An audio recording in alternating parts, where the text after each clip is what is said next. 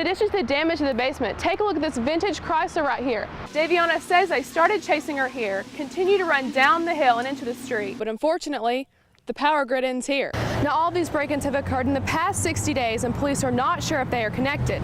But as you can see on this map, all of the break-ins happened within a block of each other.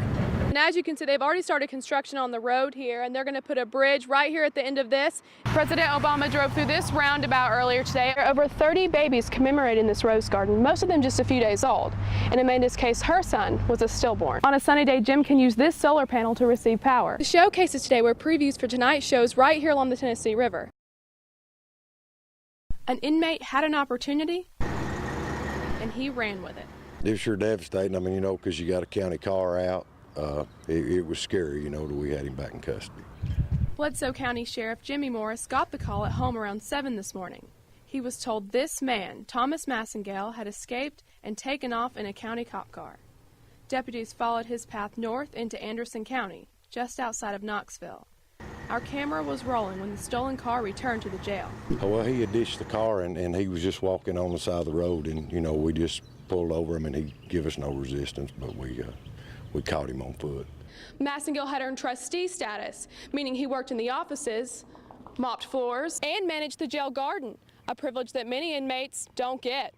Massengale has a long criminal record with over 20 arrests, but had proved to be a model inmate.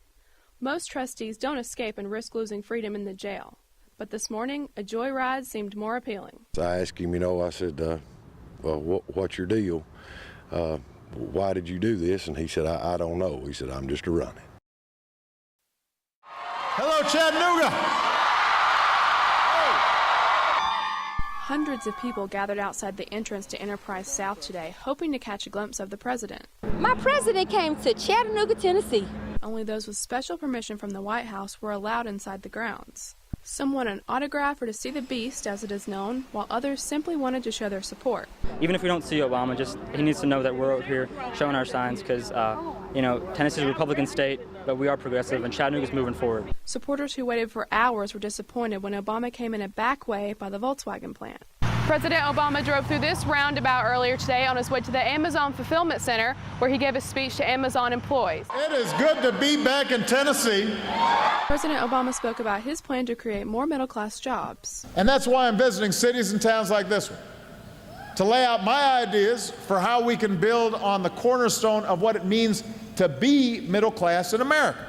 Just days ago, Amazon announced they are adding 7,000 new jobs to the Chattanooga plant. Many Chattanoogans think this is a big step for the scenic city's economy, and it was enough to catch the president's eye. Thank you for visiting us. You are more than welcome to come back. Murphy, North Carolina is dealing with a big problem and has been for years. Unfortunately, small towns are the first to feel hard times when they arrive and the last to recognize them when they leave. Mayor Bill Hughes says the town suffers from a 13% unemployment rate. North Carolina has over 70,000 unemployed residents, the fifth highest in the nation. To make matters worse, a new law will cut federal funding for the unemployed, and the number of weeks to claim will be reduced.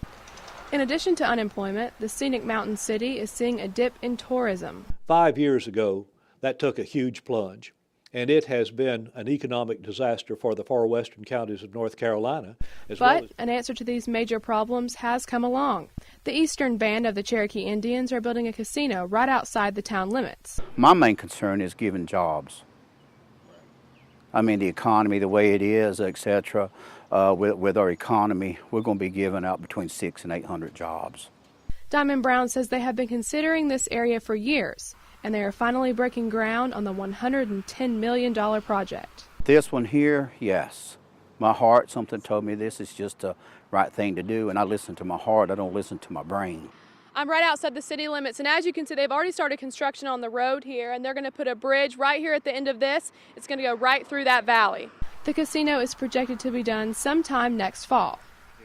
And as for that ugly double-digit unemployment rate I gave you earlier, we might see it get a little smaller as Murphy's name grows a little bigger. It is a very, very big development for this area, and I think as far as the local economy is concerned, it's going to be a real shot in the arm. Riverbend sounded off early Saturday afternoon with two bands playing at local businesses. At noon, 6 ramblin' men jammed out at the Big River Grill. Known as Revival, the Allman Brothers Tribute Band is enjoying their second gig in the Scenic City. We like it here. What makes Riverbend different is that it is a community festival instead of these other festivals that like Bonnaroo and things that are huge, and they bring great artists, but everybody goes for like 2 days or something and leaves. Here, Chattanooga is such a cool place, and you're here for 8 days. You can come, you can enjoy the city, and there's a lot of other things to do instead of camp out of your car for 3 days. But it isn't blind love for Revival. Some are following them to their Riverbend show tonight. Great group. Certainly do a good job of a tribute to the Allman Brothers, and we thoroughly enjoy the music, and that's why we came out for lunch today, and we're also going tonight to hear them at Riverbend. So really looking forward to it. A few blocks over at 2 o'clock, the Barr Brothers pulled some strings and intrigued local music lovers.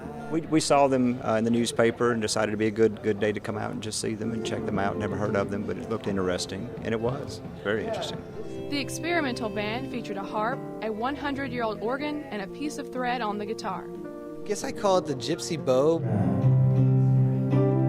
They were all instrumental in creating their unique sound that caught the attention of those listening at the Hunter Museum. The showcases today were previews for tonight's shows right here along the Tennessee River. The Barr Brothers will be playing at the Unum stage, and the Revival Allman Brothers Experience will be on the Bud Light stage. The band members have a message for those of you thinking about coming to one of the shows tonight. Hey, don't even think about it, just come. Well, don't think about it, come on, do it. Revival will start at 7:15, and the Barr Brothers will be on at 8. In downtown Chattanooga, Brittany Nicholson, Channel 3 Eyewitness News.